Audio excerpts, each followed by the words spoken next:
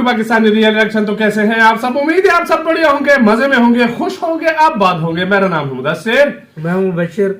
So guys, आज ये खबर निकल के आ रही थी कि रशिया की ऑफर स्वीकार करके मतलब ऑयल लेने के लिए इंडिया रेडी हो गया है। बिल्कुल।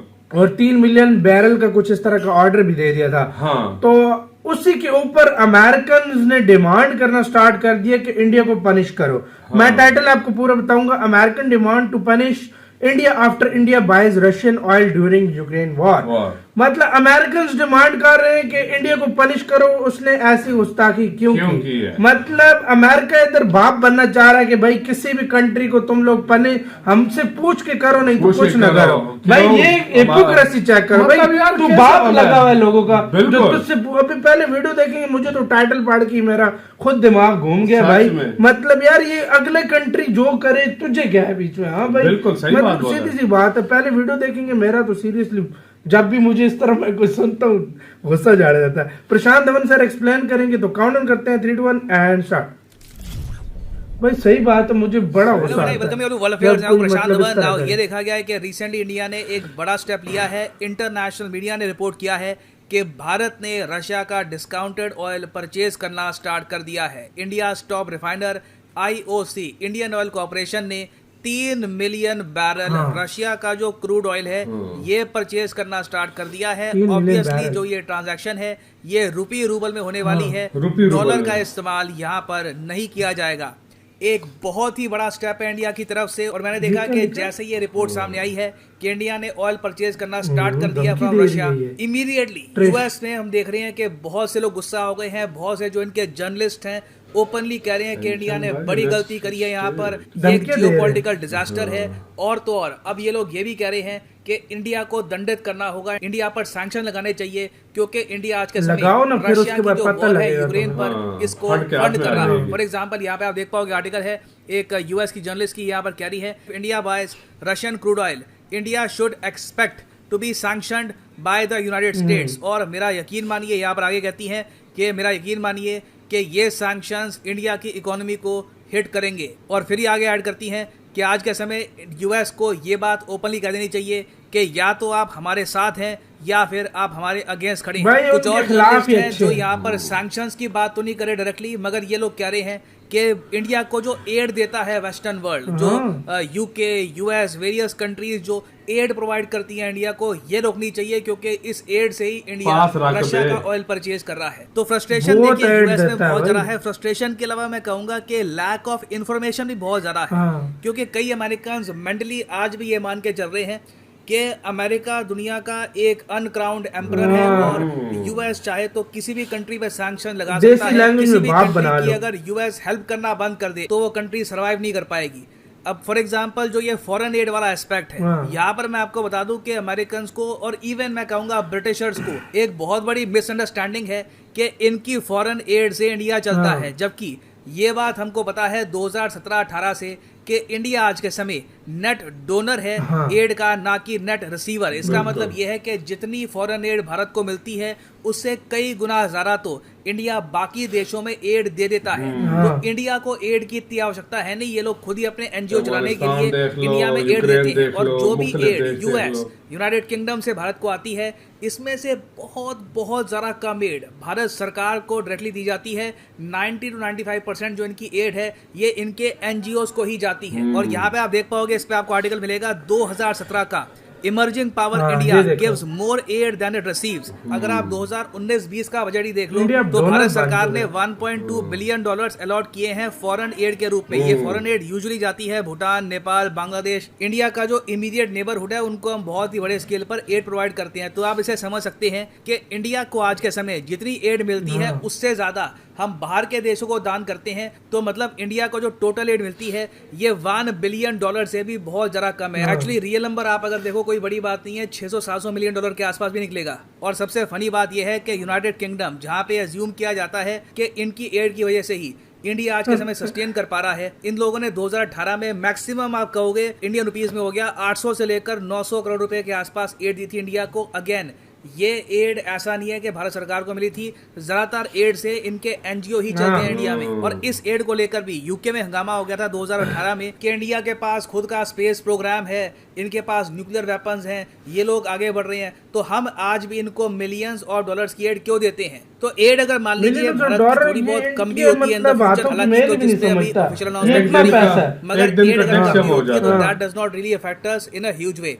हाँ, एक मैं यहाँ पर कहूंगा कि सैंक्शंस की जब बात आएगी तो मोस्ट प्रोबेबली यूएस सैंक्शंस भी नहीं लगाने वाला यहाँ पर, क्योंकि यूएस ने भी ओपनली कहा है कि हम समझते हैं कि हमारे कई जो एलाइड कंट्रीज हैं ये हमारी तरह अभी रशियन ऑयल पर बैन ना लगाएं। ऑब्वियस ही बात है, यहाँ पर ये इंडिया की भी बात कर रहे हैं, क्योंकि देखो बाइडन को ये बात अच्छे से पता है कि यूएस ऑलरेडी अपनी एलाइड कंट्रीज पर बहुत ज़्यादा प्रेशर डाल चुके हैं। इसमें ना सिर्फ इंडिया, जापान भी आता है। आप सोच कर देखिए, भारत, जापान और वेरियस और जो कंट्रीज हैं उनको यूएस ने ये कह दिया था कि ईरान से आपको तेल नहीं परचेज करना, हमने नहीं परचेज किया। उससे पहले ये भी कह दिया कि वेनेजुएला से भी तेल परचेज नहीं करना। अब इन दोनों कंट्रीज के साथ यूएसए ने अपने रिलेशंस इंप्रूव किए नहीं हैं। उम्मीद ये की जा रही थी कि पहले ईरान का जो तेल है ये मार्केट में आएगा, वेनेजुएला का तेल मार्केट में आएगा, उसके बाद बाइडन रशिया के तेल पर बैन लगाएंगे, मगर इन्होंने अजीब सा काम कर दिया है। अब ईरान, वेनेजुएला के साथ साथ रशिया के तेल पर भी बैन लगा दिया है, तो ये बैन बाकी कंट्रीज फॉलो नहीं करने वाली। और एक्चुअली अब होगा यहाँ पर क्या, अब बहुत ही इंटरेस्टिंग बात आपको ये बता रहा हूँ। इंडिया वैसे हिस्टोरिकली ना ज्यादा तेल रशिया से परचेज करता भी नहीं था। इंडिया आप अगर देखो तो रशिया से परचेज करता था रफली 1 से लेकर 2% के आसपास क्रूड ऑयल, जो हमारा टोटल क्रूड ऑयल है वो ज्यादातर आप अगर देखो तो सऊदी अरेबिया, यूएई, नाइजीरिया मैं कहूंगा, इवन यूएसए से भी आता था डोनाल्ड ट्रंप के टाइम में। बाद में यूएसए से हमने कम परचेज करना स्टार्ट कर दिया, क्योंकि जो बाइडन ने यूएसए की जो ऑयल प्रोडक्शन है काफी हद तक कम कर दी। मगर अब एक्चुअली क्या होने वाला है कि इन सैंक्शंस की वजह से रशिया दे रहा है मैसिव डिस्काउंट, 20 से लेकर 25% के आसपास का डिस्काउंट दे रहे हैं ये ऑयल पर, और टेंडर पे बेच रहे हैं ऑयल। मतलब कि जो यहाँ पर कार्गो शिप आएगी उसकी भी पेमेंट इंडिया को डायरेक्टली करने की आवश्यकता नहीं है। It is very convenient for India. और याद रखिएगा, इन दी एंड सबसे इंपॉर्टेंट एक देश के लिए होता है कि आपकी इनकम क्या है, आपका एक्सपेंडिचर क्या है, उसके आगे काफ़ी और चीज़ें बोनी पड़ जाती है। और इंडिया में आपको भी पता है कि अगर तेल के दाम बहुत ही तेज़ी से स्पाइक कर गए तो महंगाई आएगी, लोगों को भी काफ़ी तकलीफ होगी, हमारी इकोनॉमिक ग्रोथ भी काफ़ी हद तक कम हो जाएगी। तो इंडिया अफोर्ड नहीं कर सकता महंगा तेल खरीदना इस टाइम में। तो इसलिए इंडिया ने अब रशिया से ऑयल परचेज करना स्टार्ट कर दिया है। और कोई बड़ी बात नहीं है, अगर स्थिति ऐसे मेंटेन रहती है तो इंडिया की जो टोटल ऑयल बास्केट है वहाँ पे हो सकता है कि 5 से लेकर 10% आपको रशिया की प्रेजेंस दिखे। इससे क्या होगा कि रशिया इंडिया पर भी कुछ हद तक अपनी डिपेंडेंस इंक्रीज करेगा, और ये इंडिया रशिया रिलेशंस के लिए मैं कहूँगा एक बहुत बड़ा बूस्ट होने वाला है, क्योंकि रशिया ये बात भूलेगा नहीं कि जब इनको सबसे ज्यादा नीड थी तब हमने इनसे ऑयल परचेज किया था। हालांकि कुछ अमेरिकन इस बात को लेकर इंडिया को मॉक कर रहे हैं कि पीएम मोदी ये सोच रहे हैं। यहाँ पे आप देख पाओगे एक अमेरिकन की ट्वीट है, एक अमेरिकन जर्नलिस्ट है, इनका एक न्यूज शो भी आता है, ये यहाँ पर कह रहे हैं कि मोदी ये सोचते हैं कि पुतिन को अगर ये दोस्त बना देंगे तो उससे चाइना से निपटने में इनको आसानी होगी। अमेरिकन सब समझते हैं, कभी भी ये मत सोचिएगा कि हमारी कमजोरी, हमारी ताकत दुनिया में छुपी है। दुनिया अच्छे से नोटिस करती है कि इंडिया कहाँ पे फंसा हुआ है, क्या हमारी ताकतें हैं। तो कुछ अमेरिकन यहाँ पर ये कह रहे हैं कि पीएम मोदी की रणनीति ये है कि पुतिन के साथ दोस्ती बनाकर रखो, इससे चाइना को भी चक पे रखेंगे। मगर इनको कौन बताए कि पुतिन का सबसे बड़ा स्ट्रेटेजिक पार्टनर ही चाइना है। तो ये ऑफ कोर्स यहाँ पर मॉक करेंगे, क्योंकि इनके अंदर एक जेन्युइन फ्रस्ट्रेशन है कि इंडिया लिटरली बेल आउट कर रहा है रशिया को परचेज के साथ। मगर चाहे अमेरिका की जनता जितनी भी फ्रस्ट्रेशन दिखाए, in the end USA most probably India पर सैंक्शन नहीं लगाएगा। यूएस क्या करेगा, अपनी ऑयल की प्रोडक्शन खुद बढ़ाएगा।